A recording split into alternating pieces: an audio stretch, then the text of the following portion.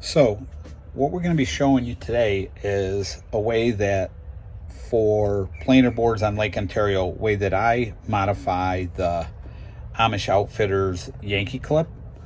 I've got them set up here in various stages so we can go through it step by step. This will help you when you're looking at windy conditions. It'll help you when you get stuff on your planer lines, and you'll see exactly why the modification works. So step one is you go get a drill that will fit your Yankee clipper, and you're going to go through the hole on the big side. You'll see there's a bigger side of the hole and there's a smaller side of the hole. So what I do is you take these and you drill through, make the hole all the same size. So this is what it looks like after you have drilled the hole through.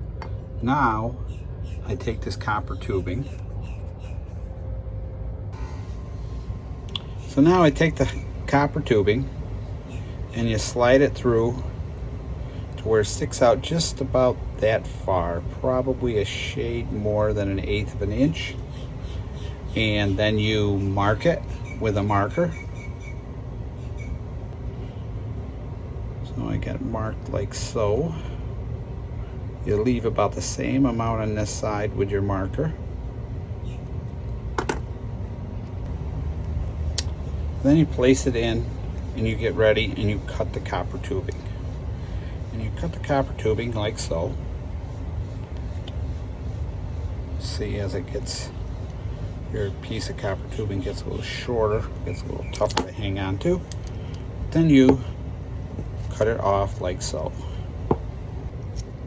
So now you put your piece of copper tubing into this flaring kit. You gotta tighten this down pretty tight. Okay, this is all part of the process here. So then you take your actual flaring tool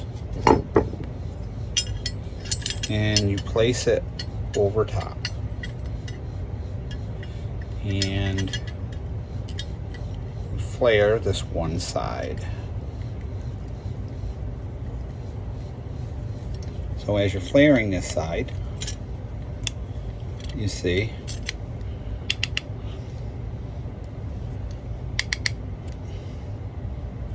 okay. So now you put the flare end in on one side of, so it looks similar like this. Okay. So now this is the trick that I use. I get a piece of flat steel. I take the flared end and put it against the steel. I go get my flaring tool again. Put this in here. Okay. So you guys can see this.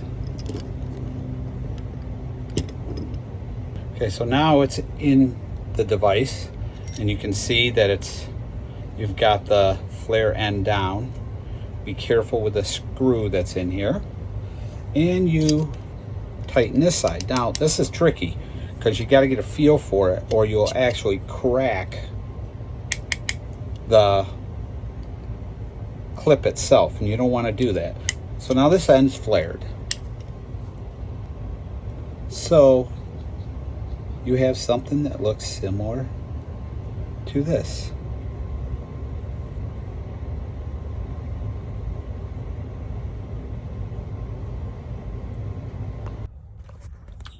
So another thing that I do, after I've got this all epoxied and I've got the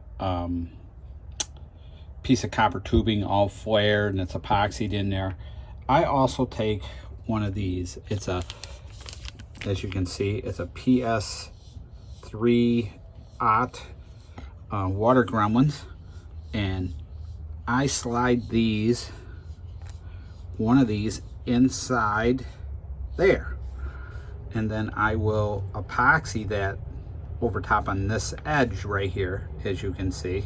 And the reason I do that is we all have the days where we've got the south wind and you're trying to put boards out, or it's a strong wind and you're trying to put boards out, and the next thing you know, the clip won't slide down the line.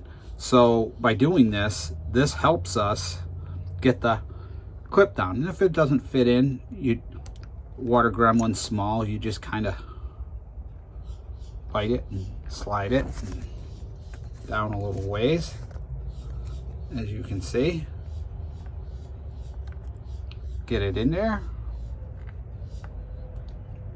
and there. That's gives you a little extra weight. And if you want to pick one up, even that little tiny split shot, you pick that up and pick up one that doesn't have the weight in, and you'll see a huge difference. So now I'm at the stage of epoxying them. This is the epoxy I use. It's a clear epoxy. We will start epoxying. So what I do is I put a little bit of epoxy on a paper plate, and I got a plastic knife, and I stir the epoxy up, and then I turn around and I start out doing this first, and I start putting it here on the sides. A little more difficult holding the phone in the other hand. Most of the time I pick up the clip in my hand, as you can see. So then after I get that side done, then I turn around and put it around into this edge right here. You can see I put it right into the edge, and then I also hold it and put it around on this side of the clip. And the reason that you put it here and there is so you have no sharp edges that will catch fishing line.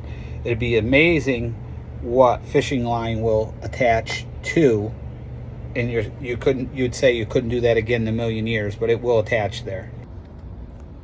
So, and this is what your finished product should look like.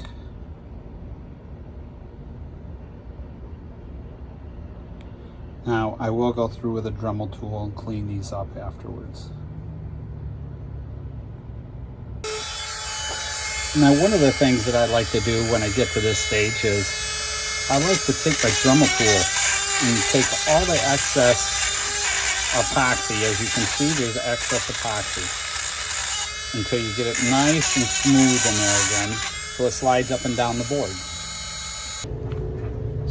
So again, this is how your finished product should look.